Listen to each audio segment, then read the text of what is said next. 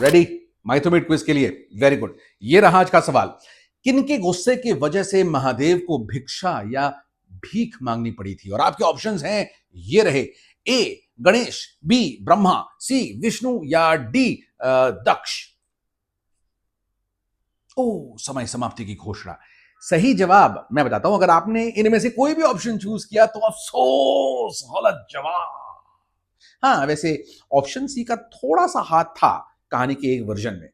अब ये सोचना बहुत जरूरी है कि ऐसा क्या हो गया था कि महादेव को भीख मांगनी पड़ी। किसका गुस्सा लगा? वो गुस्सा इनमें से कोई नहीं थे।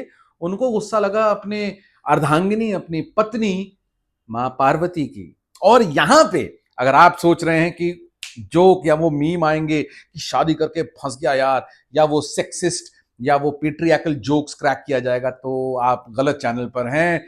यस, ऐसा यहां पर नहीं होता। ये इट्स नॉट माय टेस्ट और ना ही मैं इसको बढ़ावा देता हूं। खैर, मां पार्वती का गुस्सा बहुत डेंजरस है और ऐसा वो पहले देख चुके हैं। गणेश कांड में आपने भी देखा होगा, सुना भी होगा। अंधकासुर वाला कांड भी एक था और ये वाला कांड अब तो खैर महादेव को कौन ही बचाए। मां पार्वती का गुस्सा तो लगा और इसी वजह से उत्पन्न हुआ और हम लोगों को प्राप्त हुई एक बहुत ही करुणामयी माता, जिनका नाम है मां अन्नपूर्णा। और मां अन्नपूर्णा जो है, उनको अगर आप देखें या उनके बारे में अगर आप सुने तो ऑटोमेटिकली आपको ना अपनी मम्मी वाली फीलिंग आती है। और घर में यूजुअली क्या होता है, चाहे आप घर में रहो या ना रहो, मम्मी हमेशा आपको खाना खिला खिला के मारती है ना। ओहो, हड्डियां निकल आई हैं तेरी, ले पराठे खा। वो ले तेरे लिए आज मैंने फेवरेट राजमा बनाए, ओहो आज तेरा फेवरेट डाक बंगलो मटन बना है। ये सब होता है ना, तो ये वही वाली फीलिंग है।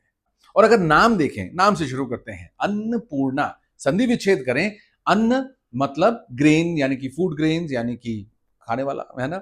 मगर एक प्रतीकात्मक मामला भी है और वो है ज्ञान का, कि अगर आपको ज्ञान की भूख है तो मां अन्नपूर्णा आपको देगी और आप बिल्कुल परिपूर्ण हो जाओगे।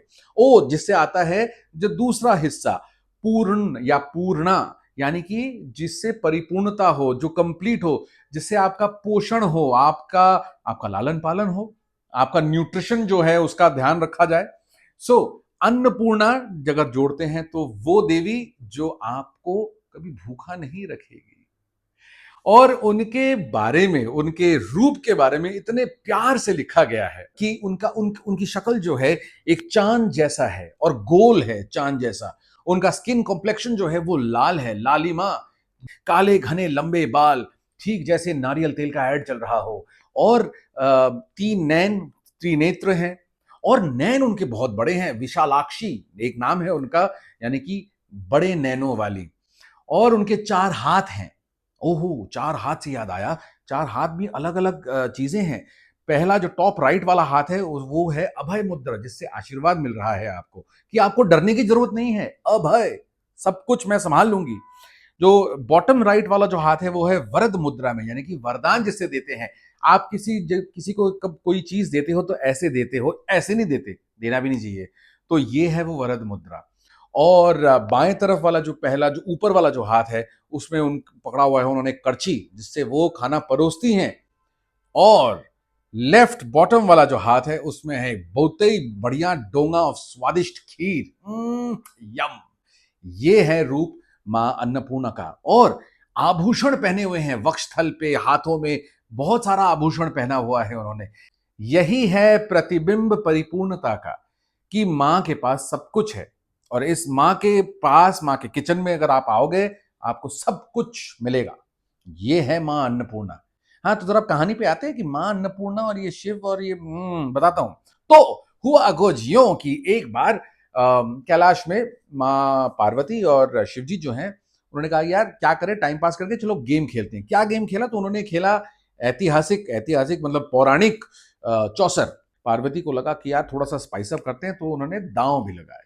और दांव लगने शुरू हुए तो उन्होंने अपने सारे आभूषण दांव पे लगाए। तो शिव जी ने अपना त्रिशूल जो है वो दांव पे लगा दिया। कहते हैं चलो देखते हैं। पार्वती वो दांव जीत गई। शिव जी ने कहा ओके देन। अच्छा, डमरू, डमरू, वो दांव भी पार्वती जीत गई। शिव जी अपनी चीजें रखते गए, पार्वती सारे दांव जीतती गई, यहां तक कि नंदी तक को जीत लिया। पर मुझे एक बात बताओ, महाभारत नहीं के बारे में सुना था उन लोगों ने? मुझे डर लगता है जब ये चौसर में दांव जब लगते हैं तो। खैर कोई बात नहीं, कहानी पे वापस आते हैं।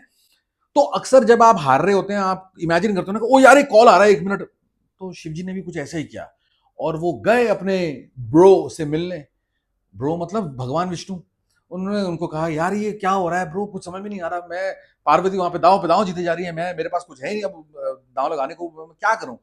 तो भगवान विष्णु भी ऐसे मतलब अपने अंदाज में ऐसे स्माइल करके कहते हैं, don't worry bro, I got your back. तुम जाओ, मैं बाकी सब देख लूंगा, क्योंकि माया जाल का मैं खिलाड़ी हूं। मैं माया जाल से तुम्हें जिताऊंगा। तो शिवजी वापस गए और अब जो था वो खेलने लगे, दांव पे दांव जीतने लगे। तो पार्वती ने कहा अरे ये मतलब कैसा फोन कॉल था, मतलब जिसके बाद तुम जीत ही रहे हो। अब शिवजी जो है वो काफी कॉन्फिडेंस वाले मोड में आ गए। तो कह रहे यार पार्वती, इन सब में कुछ नहीं रखा, ये सब मोह माया है, सब नश्वर है, जस्ट लाइक सृष्टि ऑल्सो। पार्वती ने कहा है, how can you say that. अब ब्रह्मा और विष्णु का जो काम था, यानी कि सृजन और उसका पालन करना, ये एक दुनिया है और शिव की उसके बाहर की दुनिया है, क्योंकि वो तो बैरागी इंसान है, तपस्वी हैं। उनको इन सब चीजों से कोई मतलब कोई जरूरत नहीं। तो शिव जी कहते हैं हाँ, मतलब ये किसी चीज की जरूरत नहीं है, ये सब माया है। और ये जो खाना और फूड जिसके पीछे आप लोग सब इतना क्रेजी हो जाते हैं, ये सब दिस इज ऑल मोह माया। तो पार्वती कहती है अच्छा। मन ही मन उन्होंने सोचा कि शिव जी को थोड़ा समझाना पड़ेगा कि ये काम क्या है। अब ये काम जो है शक्ति रूपणी मां पार्वती इनका था कि चारों तरफ खुशहाली रहे। यहाँ पे थोड़ा सा पैरेलल रिफ्लेक्शन मिलता है महालक्ष्मी का, जिनको प्रकृति भी माना जाता है।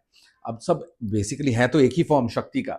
तो क्या हुआ ये समझाने के लिए सडनली पार्वती माँ को आया गुस्सा और वो अंतर्धान हो गई। तो महादेव ने कहा अरे ये कहाँ गए कहाँ गए कहाँ गए। इन द मीन वाइल खबरें आनी शुरू हो गई कि धरती पे खाना बचा नहीं, सब सूखा पड़ रहा है, सब सब कुछ कुछ खत्म। और इधर अब देवता गण भी जो है वो बिल्कुल दुबले हो गए। अब आप बोलोगे देवताओं का क्या कनेक्शन है। भाई अरेंजमेंट कुछ ऐसा है कि स्वर्ग में खाना बनता नहीं है, स्वर्ग में खाना मिलता है। कहां से? मनुष्य जाति से। जब यज्ञ किया जाता है या यज्ञ जो भी आप कहें, उसमें हम आहुति चढ़ाते हैं और ये एक्सचेंज प्रोसेस होता है कि हम आपको खाना देंगे आहुति के रूप में और आप हमें वरदान देंगे। तो और यही खाना अग्निदेव जो है वो बाकी सारे देवताओं को वो प्रेजेंट करते हैं, भेंट करते हैं। तो देवताओं को भी बड़ी भूख लग रही है, वो कह रहे हैं कि कुछ खाने को नहीं है। उधर शिव जी के सारे गण बिल्कुल बिलक रहे थे कि भूख लगी है। शिव जी के 2 पुत्र बिलक रहे थे और एक पुत्र के खाने और भूख के बारे में तो मतलब सब जानते हैं, नहीं पता तो कुबेर अंकल से पूछ लेना। तो शिव जी ने कहा यार ये तो मामला आउट ऑफ हैंड हो रहा है, पार्वती भी कहीं नहीं है, अच्छा कुछ करना चाहिए। दूसरी तरफ माँ पार्वती धरती पे जाके छुप जाती हैं और फूड प्रोडक्शन तो बंद है। मगर फिर माँ का दिल है ना, तो उनको बुरा लगता है कि यार शिव जी को समझाने के चक्कर में सबको ऐसे में भूखा रख रही हूँ, तड़पा रही हूँ।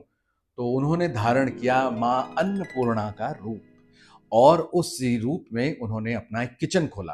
अगर एंटरप्रेन्योरियल अंदाज से अगर मैं आपको समझाऊं, और किचन खोला, वहां पे उन्होंने खाना बनाना शुरू किया। और किचन कहाँ पे खोला? उस शहर में जिसके साथ हम महादेव को हमेशा जोड़ते हैं, काशी, काशी विश्वनाथ। अब अगर कभी काशी जाओ या वाराणसी जाओ तो वहां पे माँ अन्नपूर्णा के मंदिर जरूर जाना। तो वहां पे काशी में माँ अन्नपूर्णा जो है अपना किचन खोलती है, वहां पे खाना बना रही है और सबको परोस के खिला रही है। ये खबर महादेव तक पहुंचती है। तो जैसे आप भी फूड डिलीवरी ऐप में चेक करते हो, वो भी अपने ऐप में शायद उन्होंने चेक किया होगा, करें हाँ काशी में है कोई किचन खुला है, चलो वहीं जाते हैं। तो महादेव पहुंचते हैं, वहां पे देखते हैं कि आभूषणों से सुसज्जित एक बड़े से सिंहासन पे बैठे हुए मां अन्नपूर्णा जो भी याचक आ रहा है उनको अपने हाथों से खाना परोस रही हैं। उसी लाइन में महादेव भी खड़े थे अपने हाथ में भिक्षा का वो डोंगा लिए। अब यहाँ पे थोड़ा सा कहानी समझे। अगर पहले महादेव की तरफ से समझे, अब अगर महादेव चाहते तो वहां पे खड़े खड़े थोड़ा गुस्सा कर सकते थे, बता सकते थे कि अरे यार पार्वती यार तुम समझ नहीं रही, ये क्या कर रखा है तुमने, सबको भूखा मतलब। But he realized his mistake कि उन्होंने जो कह दिया था खेल खेल में वो गलत था, वो नहीं कहना चाहिए था। और उधर मां अन्नपूर्णा वहां पे देख रही हैं कि शिव जी आए हैं, कतार में खड़े हैं। जब उनकी बारी आती है तो वो भी शिव जी को बड़े ही प्यार और आदर जतन से वो खाना देती हैं। वो चाहती तो वहां पे कह सकती थी अब आया ऊंट पहाड़ के नीचे, अब समझ में आया कि मैं क्या करती हूँ। या we did not want a clash of the titans. यहाँ ऐसे इन सब चीज़ों से कलेश होता है, कोलाहल मचता है। यहाँ पे अंडरस्टैंडिंग की ज़रूरत थी और वो अंडरस्टैंडिंग जैसे आप छवियों में भी देख रहे हो, वो अंडरस्टैंडिंग जो है बहुत खूबसूरती से यहाँ पे दर्शाया गया है। और महादेव जो है वो भिक्षा को स्वीकार करते हैं और फिर चारों तरफ जो है वो भूख मिट जाती है। और ठीक जैसे माँ के घर से कोई खाली हाथ नहीं जाता, भगवान करे कि कभी आपके घर से भी कोई खाली हाथ ना जाए। चलो, माँ अन्नपूर्णा का नाम लो और फटाफट मुझे भी थोड़ा-सा कुछ खिला दो, एक लाइक खिला दो और एक सब्सक्राइब बटन जो है उसको भी वो भी खिला दो, हमें बहुत अच्छा लगेगा। नमस्ते, मैं हूँ देव और ये है मेरा YouTube channel the Kamdev official जहाँ पे हम करते हैं बहुत सारी महत्वपूर्ण बातें। Until next time. मुआ!